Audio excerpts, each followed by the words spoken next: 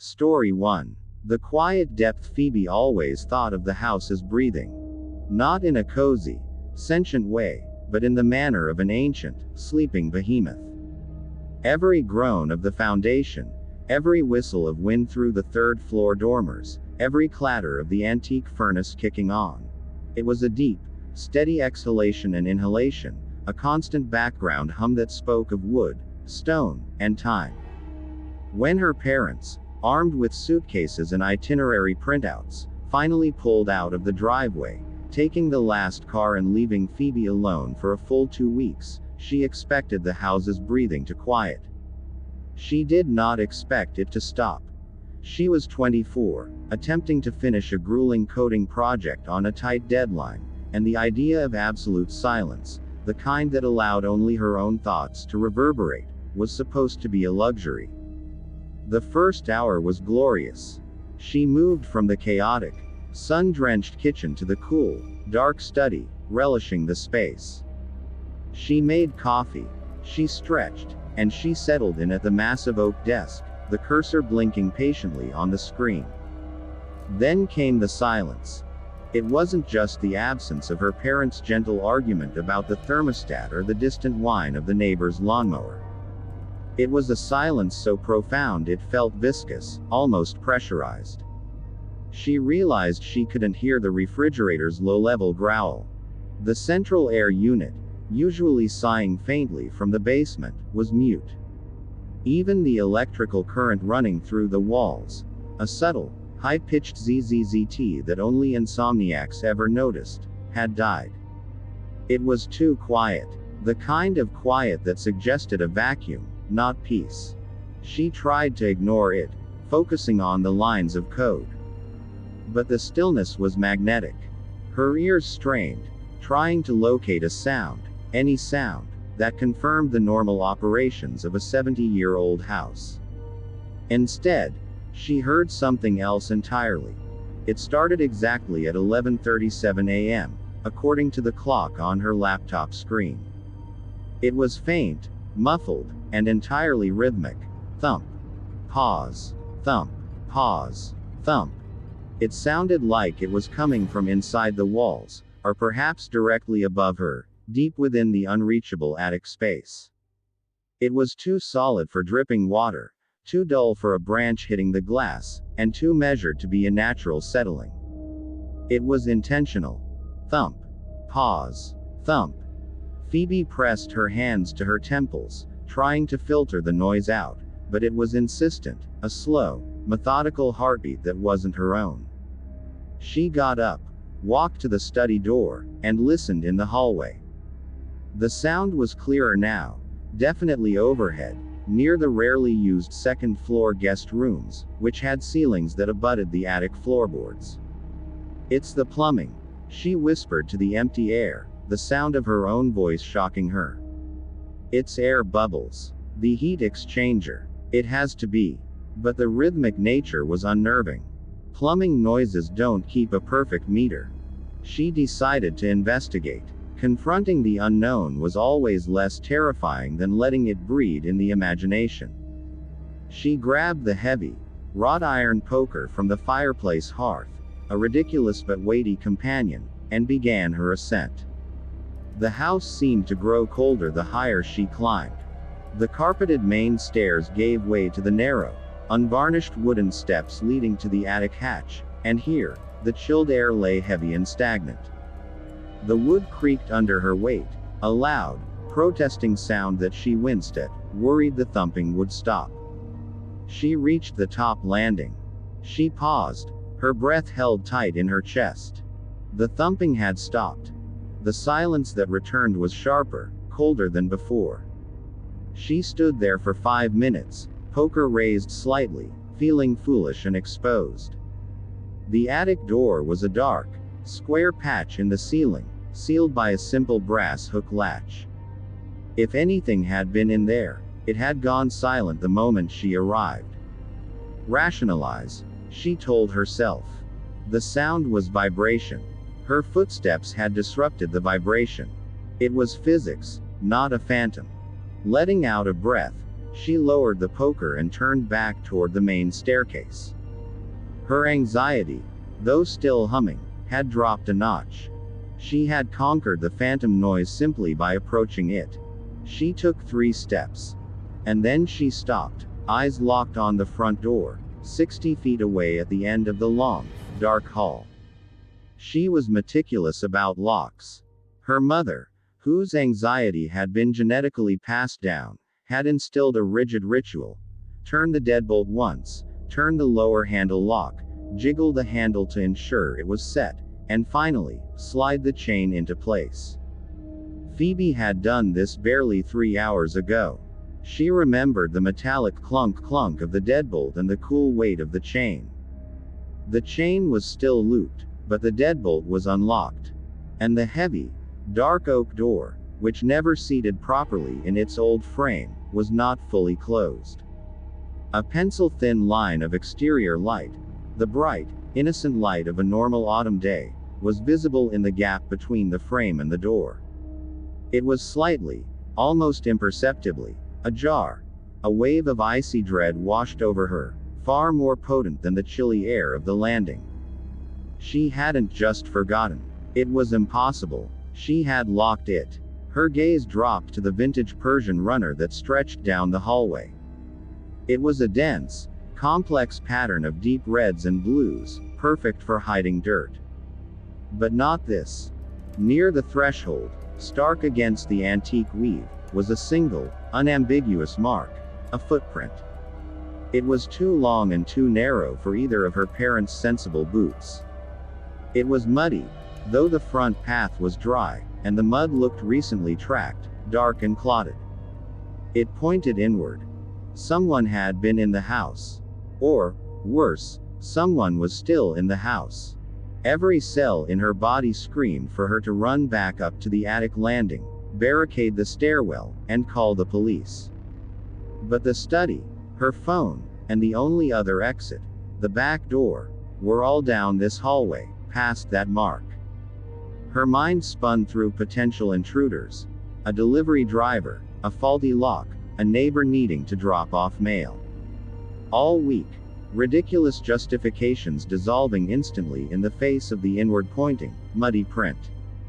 She gripped the poker, the iron cold and slick in her palm. Her feet moved silently on the carpet toward the study, but her head was on a swivel, scanning the heavy oak banisters and the dark corners of the parlor entrance. She reached the threshold of the study, peering in. The room was exactly as she had left it, laptop blinking, coffee mug half empty. She backed inside, placing her back against the doorjamb, slowly fishing her phone from her back pocket. As she brought the screen up to dial 911, she saw it. On the wall opposite the study, directly across the hall, hung a tall, gilded, full-length mirror. It was old, its silvering mottled with age, giving the reflection a slight, hazy distortion. She saw herself. Pale, breathing hard, poker held like a clumsy javelin. But behind her, where the deep shadow of the hall should have stretched, there was a fleeting, deep shape. It was too tall, too broad to be a person standing normally, perhaps hunched or simply immense. It was a shape that moved too fast to register, a blurring of the light and the dark, retreating instantly from the mirror's view the moment her eyes found it. Her finger slipped, hitting the 2 instead of 9. She fumbled, heart hammering against her ribs, struggling to correct the number. That's when the rhythmic sound returned. It wasn't muffled by the walls this time. It wasn't distant. It was right there, right beside her, seemingly emanating from the thick plaster of the study wall, less than 2 feet from her ear. Thump, thump, thump. And this time, the sound was accompanied by something else. A low, wet, breathy noise, like a deep cough or a syllable forced through thick fluid. It was a whisper. It was utterly devoid of human warmth, like wind passing through decaying bone. It said her name. Phoebe. The voice was barely above a breath, yet it resonated in her chest, a physical, sickening vibration. She dropped the phone. It hit the floor with a hollow clack and slid across the wood, the screen facing up, a glowing island of light in the deepening terror. And on that screen, she saw the number she had finally managed to dial: 911. Story 2. The depth of the floorboards. The Oakhaven house was not old. Not by Victorian standards, anyway. Built in 1898, it was merely aged, a rambling, 4-bedroom structure with too many gables and a foundation that settled into the granite bedrock of rural Maine like a tired old dog. Its greatest feature, and soon to be its greatest flaw, was its oppressive silence, amplified by 20 acres of pine forest that swallowed sound whole. Elias, an urban planning analyst who valued logic over sentiment, had inherited the house and, against his better judgment, decided to use it as a silent retreat to finish a complex land use proposal. His wife, Sarah, and their young son, Leo, had reluctantly taken an extended trip to visit Sarah's family, leaving Elias in a state of professional and domestic isolation. "Don't let the old place spook you," Sarah had joked, leaning through the driver's side window just before pulling away. "It's just wood and stone, Elias. Nothing a good Wi-Fi signal can't fix."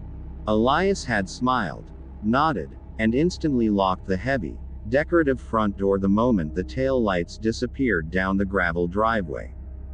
For the first 48 hours, the silence was a restorative balm. He worked 18-hour days in the sunroom, enjoying the cool drafts and the smell of old pine needles. The house was his tool, an acoustic dampener designed to foster productivity.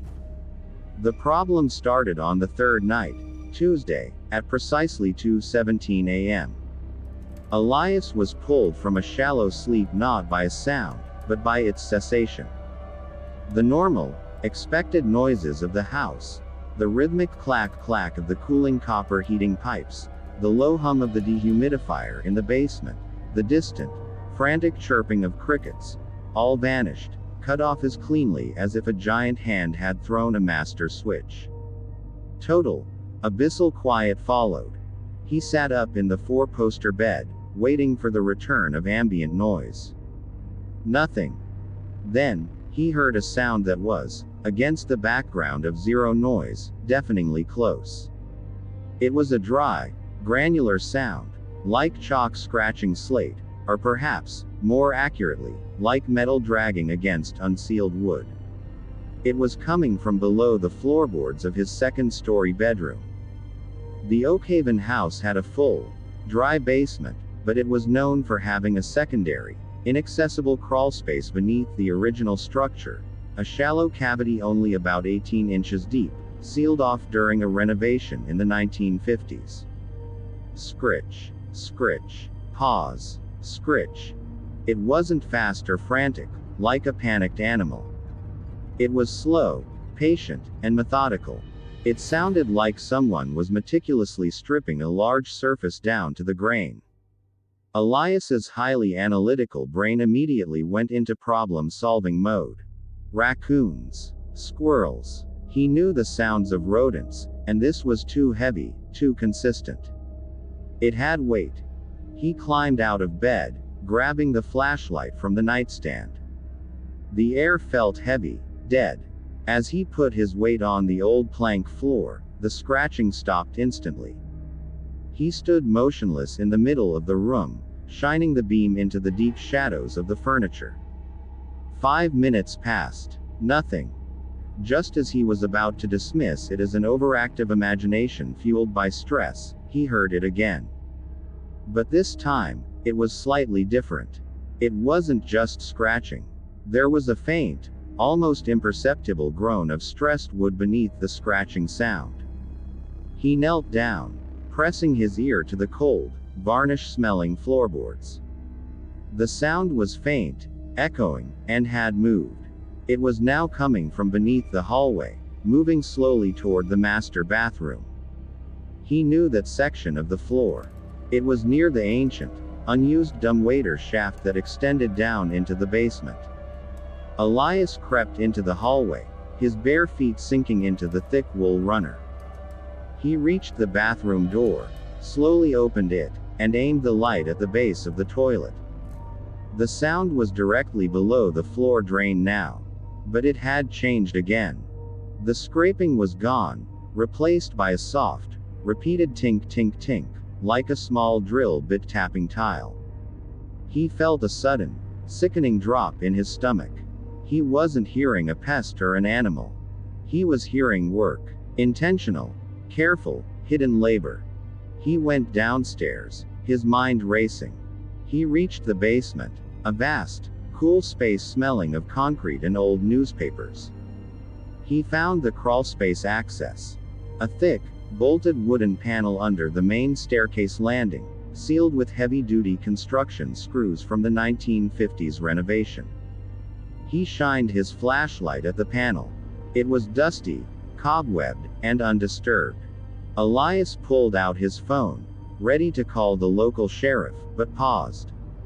What would he say? My floor is making scratching noises and I think someone is in the inaccessible crawlspace. He needed proof. Physical proof. He ran back upstairs to the master bath, grabbed the small, heavy Persian rug off the tile, and examined the floor. The tiles were pristine, ancient, and sealed with grout. Nothing looked out of the ordinary. He went to his bedroom, grabbed his tools, a heavy wrench and a flat-bladed screwdriver, and returned to the basement. He needed to hear what was happening down there, even if he couldn't see it. Using the wrench, he slowly and quietly began unscrewing the heavy bolts holding the wooden panel over the crawlspace access. It took 20 minutes of painstaking, silent effort. Finally, the last screw came free, and he placed the heavy panel against the wall. A draft of air, cold and smelling sharply of damp soil and something metallic, hit him. The crawlspace was pitch black. He aimed the flashlight into the low cavity. The beam cut through the darkness, illuminating the uneven dirt floor, the massive, dusty wooden joists, and the old plumbing lines. And then he saw it. It wasn't an animal. It wasn't a person. It was an object, about 3 feet long, lying on the dirt directly under the exact spot where his bed was on the floor above. It was a telescopic pole, made of oxidized aluminum, and on the end of it was a wide, shallow, black plastic cup, like a modified catcher's mitt. It was positioned perfectly, cup side up, a few inches beneath a specific section of the floorboards. Elias recognized the crude device with chilling clarity. It wasn't for moving things. It was for listening. The cup, acting as a parabolic receiver, would amplify every whisper, every creak, every shift of weight, focusing the sound directly down the aluminum pole. The person controlling it would have a perfect auditory map of the entire second floor. But the pole wasn't stationary. It was extended, the base end disappearing into a black gap between the joists near the far wall, stretching 30 feet away, toward a dark, unlit corner of the crawlspace. As Elias watched, paralyzed, the pole began to move. Very slowly, deliberately, the aluminum began to retract, pulling the listening cup away from the joists and back into the far corner of the cavity. And as it moved, the movement dislodged something small from the dirt beneath the joists. Elias aimed the flashlight. It was a sliver of broken ceramic, smooth and white. He recognized it instantly. It was a shard from the bottom of his coffee mug, the one he had accidentally dropped and shattered on the kitchen tile the day before, sweeping up every piece save one small, stubborn fragment he'd assumed had been lost forever. But the kitchen was on the first floor, 50 feet in the opposite direction from where he was now standing, and directly over the main basement, not this sealed crawlspace. The coffee mug shard was lying directly under the second floor crawlspace, next to a listening pole. A new sound began, muffled but undeniable, emerging from the dark corner where the pole was retracting. It was a heavy, sighing exhale, followed by the dull, metallic clang of something heavy being secured. Then, the final, absolute terror. The slow, deliberate sound of the dirt being dragged and smoothed over the floor of the crawlspace, burying the evidence of the pull, erasing the path of whatever was down there. Thank you so much for watching this video. Make sure to subscribe, like, comment and turn on notifications if you enjoyed the video so you never miss an upload.